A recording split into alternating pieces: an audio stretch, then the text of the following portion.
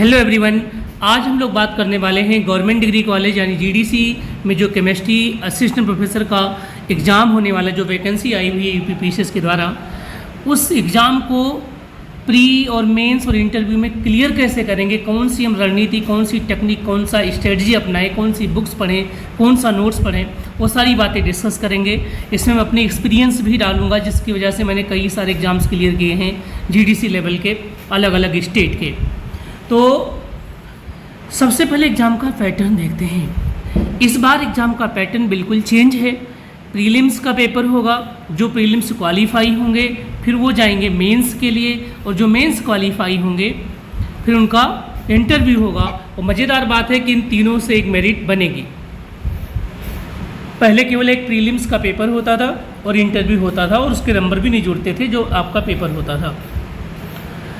तो हम पहले पैटर्न की अगर बात कर रहे हैं तो प्रीलिम्स में 120 क्वेश्चंस आएंगे, जिनमें 30 क्वेश्चंस जीएस का होगा और 90 क्वेश्चन केमिस्ट्री का होगा।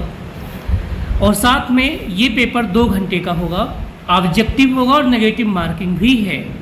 तो जो भी केमिस्ट्री के दोस्त हैं हमारे, जो भी एमएससी नेट क्वालिफाइड हैं या एमएससी के साथ पीएचडी हैं, उनसे मेरा रिक्वेस्ट है कि अभी से जीएस आप पढ़ना शुरू कर दीजिए। और केमिस्ट्री कैसे पढ़ना वो भी बताऊंगा, जीएस कैसे पढ़ना वो भी बताऊंगा। अगर आपको इसमें कोई भी हेल्प चाहिए तो आप मुझे फॉलो कर सकते हैं। केमिस्ट्री का कंप्लीट सिलेबस और जीएस का कंप्लीट सिलेबस में कराऊंगा।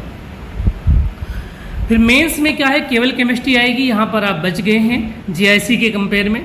20 क्वेश्चंस होंगे, जिनमें से 10 क्वेश्चंस 125 वर्ड्स के लिखने हैं और 10 क्वेश्चंस आपको 200 वर्ड्स में लिखने हैं। टोटल 200 मार्क्स होंगे। फिर से मैं बताता हूँ, ज़्यादातर बच्चे मेंस में रुकेंगे, क्योंकि जो एमएससी हैं, पीएचडी हैं, काफ़ी एक्सपीरियंस हैं, उनकी रिटन वाली जो कैपेसिटी है कम हो गई है या छूट गई है प्रैक्टिस। तो प्लीज़ अभी से रोज़ 5-5 क्वेश्चन, 10-10 क्वेश्चन रोज़ करना है। ये क्वेश्चंस का फ्रेम कैसे होगा, इस तरीके से क्वेश्चंस लिखें कि आपको अगर 10 नंबर का क्वेश्चन है तो 8, 7 या 9 नंबर पक्का मिल जाए, 10 मिल जाए। वो सारी चीज़ें भी मैं आप लोगों को सिखाऊंगा।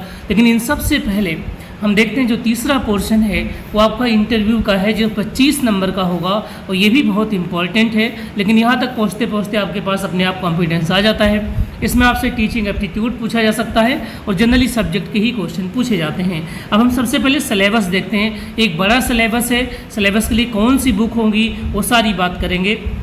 तो अब हम देखते हैं सिलेबस। ये हमारे पास सिलेबस है। इनऑर्गेनिक केमिस्ट्री में वेस्पर थियरी है, एसिड बेस थियरीज हैं, हार्ड एंड सॉफ्ट हैं, लक्स प्लस सब थियरी, जिसमें मेन ग्रुप एलिमेंट है सारा, ट्रांजिशन एलिमेंट है, कोऑर्डिनेशन कंपाउंड डिटेल्स में है, वैलेंस बॉन्ड थियरी है, मॉलिक्यूलर ऑर्बिटल थियरी है, सीएफटी भी है, एफ ब्लॉक है, इलेक्ट्रॉनिक स्पेक्ट्रोस्कोपी है आपका, साथ में ओएमसी डिटेल्स में है, UV, IR, NMR, fluorine NMR है, फास्फोरस एनएमआर है, ईपीआर है, मॉसबोर भी है।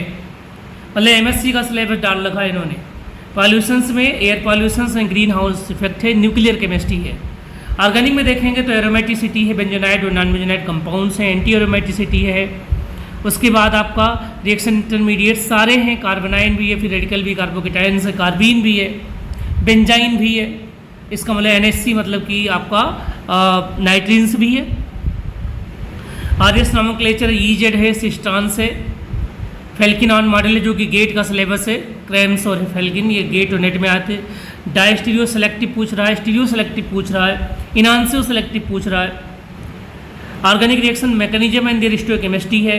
इलेक्ट्रोफिलिक एडिशन सेलेक्टिव है, एल्कीन में ब्रोमीन का एडिशन है, BS3 का, केमनो 4 का, हेलो इलेक्ट्रोनाइजेशन का भी है, न्यूक्लियोफिलिक एडिशन है आपका, अल्फा बीटा अनसैचुरेटेड साइक्लोहेक्सानोन है, उनकी स्टोइकोकेमिस्ट्री है, E1 है, E2 है, E1C भी है, EI भी पूछ सकता है आपसे, सीरो एंटी एडिशन, SN1 है, SN2, SNI है, SN2 प्राइम भी होगा, NGP भी है इसमें।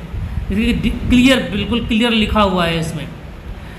और कुछ कॉमन नेम रिएक्शन जिनको पढ़ना ही पढ़ना है, जिनमें से एल्डोल कंडेंसेशन है, पर्किन रिएक्शन है, रिफॉर्मटस की है, बार्टन रिएक्शन है, डाइपाई मीथेन है। उसके बाद मिट्सुनोबो रिएक्शन से पिनाकोल पिनाकोलेन है, बेयर विलीजर, ये बीएससी का सिलेबस है। और अभी मैं वो बुक्स बताऊंगा जिससे अगर आपने कर लिया ना तो 100% क्वेश्चन सीधे सीधे फंसेंगे, 100% फंसेंगे आपके। इलेक्ट्रोसाइक्लिक रिएक्शन से पेरिसाइक्लिक कंप्लीट है, इसमें दिया हुआ है। उसके बाद आते हैं हम अपने फिजिकल की बात करते हैं। फिजिकल केमिस्ट्री, जो केमिस्ट्री का, यह देखिए आप एनएमआर भी पूरा दिया हुआ है, यहाँ पे पूरा सिलेबस है आपका, रिएजेंट भी दिया हुआ है, नेगेसी, सुजुकी, स्टिले कपलिंग, ये सारी चीज़ें हैं। बेसिक क्वांटम मैकेनिक्स, पहली बार क्वांटम मैकेनिक्स से पूछ रहा है। इवन हायर एजुकेशन के पेपर में इस बार कुल 2 क्वेश्चन डाले थे इसने। पार्टिकल इन बॉक्स से SHO है और हाइड्रोजन आइटम है। मॉलिक्यूलर स्पेक्ट्रोस्कोपी है, टर्म सिंबल है आपका, सिमेट्री एलिमेंट है, करैक्टर टेबल है, सिलेक्शन रूल है, केमिकल थर्मोडायनेमिक्स है, पाथ फंक्शन, स्टेट फंक्शंस क्या होते हैं, स्टैटिस्टिकल थर्मोडायनेमिक्स है। तो सिलेबस तो बिल्कुल बढ़िया सिलेबस है। इलेक्ट्रोकेमिस्ट्री है, केमिकल काइनेटिक्स है, कोलाइड और सरफेस आपके हैं, पॉलीमर केमिस्ट्री है, फोटो केमिस्ट्री है, सोल्यूशन और क्वालिटेटिव प्रॉपर्टी। जो डिटेल मुझे लगता है कि अभी तक के जितने भी पेपर्स हो रहे हैं सबसे अच्छा सिलेबस इसी एग्ज़ाम का बनाया हुआ है ना। अब हम देखते हैं इसको हम कैसे करेंगे, किस तरीके से हम चीज़ों को करेंगे। तो मैं आपको बताऊं, अगर आप चाहते हैं कि यूपी के इस एग्ज़ाम में आप सिलेक्ट हों तो NEP की बुक्स आती हैं, न्यू एजुकेशन पॉलिसी की, BSc के 6 सेमेस्टर की आपके पास मैं बताऊं टोटल जो बुक्स होंगी, एक सेमेस्टर की 1 बुक्स होती हैं, लेकिन 5th और 6th में जाकर के 2-2 बुक्स हो जाएंगी। तो आपको 8 बुक्स लेनी पड़ेंगी। अगर आपने उन बुक्स को अच्छी तरीके से कर लिया, खूब अच्छी तरीके से, केवल आपको उसके अलावा आपको थोड़ा सा ग्रुप थ्योरी पढ़ना पड़ेगा और थोड़ा सा मॉसबोर अलग से पढ़ना पड़ेगा। बाकी चीज़ें उन्हीं बुक्स से आएंगी, ये 100% है। इन बुक्स का PDF मैं आप लोगों को भेज दूंगा, जिसको भी चाहिए होगा। मेरे पास PDFs वगैरह सब है, मैं उसी से पढ़ाता हूँ। रीजन क्यों बताऊँ? क्योंकि जब पेपर बन रहा है, ये जो एग्जाम्स हो रहा है, ये उनके लिए हो रहा है जो NEP को पढ़ाएंगे। तो जो NEP का सिलेबस है उसी को ध्यान में रख करके, उसी को फोकस करके सिलेबस बनाया गया है। तो उन्हीं बुक्स को पढ़ना है जिसमें NEP का सिलेबस, एजुकेशन पॉलिसी का। लास्ट टाइम भी खूब क्वेश्चन उनसे फंसे थे। अब आते हैं कि केमिस्ट्री की तैयारी हम कैसे करें। तो सिलेबस को आप छोटे छोटे पार्ट में तोड़ लीजिए। उसके बाद हर वीक का या पर डे का टारगेट बनाइए कि हमें इतना करना ही करना है। और फिर जब आपका टारगेट पूरा हो जाए, डन हो जाए या नॉट डन, उसे आप टिक करिए, जिससे आपको आगे के पता लग जाए कि आगे आपको कितना कितना करना है, सारी बातें। ठीक है, अच्छी रिसोर्सेज चुननी है। वैसे मैंने इसमें स्टैंडर्ड बुक्स डाले, लेकिन इनकी ज़रूरत नहीं है, इनको पढ़ना नहीं है। इनकी जगह पे आप NEP की बुक्स आप करेंगे तो जल्दी हो जाएगा, इजी हो जाएगा और ज़्यादा क्वेश्चंस आपके होंगे, क्योंकि एटकिंस, क्लेटन और हाउसक्राफ्ट पढ़ने का टाइम आपके पास बिल्कुल भी नहीं है। हाँ, नेट और गेट में जो सिंगल करेक्ट वाले हैं, नेट के केवल B पार्ट पढ़ने, C पार्ट नहीं पढ़ने हैं। अगर नेट का पुराना पेपर सॉल्व करें तो केवल B पार्ट और PGT के पेपर सॉल्व कर लीजिए, MP PCS के कर लीजिए, हरियाणा PCS कर लीजिए, Uttar Pradesh higher education commission का पेपर सॉल्व कर लीजिए। क्लियर है?